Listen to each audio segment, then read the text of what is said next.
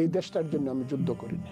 যে দেশের প্রধানমন্ত্রী সারা দিন অসত্য কথা বলে, যে দেশের প্রধানমন্ত্রী বিদেশে গিয়ে দাঁড়ায় থাকে গেটের সামনে একটা ছবি তোলা যায় কিনা, যে দেশের প্রধানমন্ত্রী একটা সেলফি তুললে পরে মনে তার জেনারেল সেক্রেটারি গল্প করে দাঁড়ায় সেলফি তুলছি কাজে সব জিনিস শেষ হয়ে গেছে, এত নিচু একটা জাতি হওয়ার জন্য কিন্তু যুদ্ধটা করছিলাম।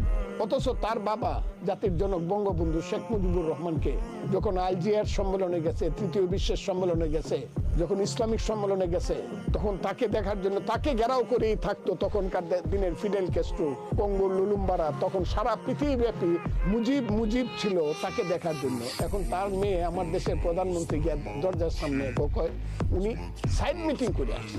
এটা খুব গুরুত্বপূর্ণ মিটিং, উনি সাইড মিটিং করে। সাইড মিটিংটা কি? সাইড মিটিং হলো আমি আর আপনি এখানে আলাপ করতেছি, আমার এলাকার থেকে অন্য কোন জায়গা থেকে একজন সাধারণ মানুষ আইছে, সেখানে ঢুকার সাহস পাইতেছে, হি অর শি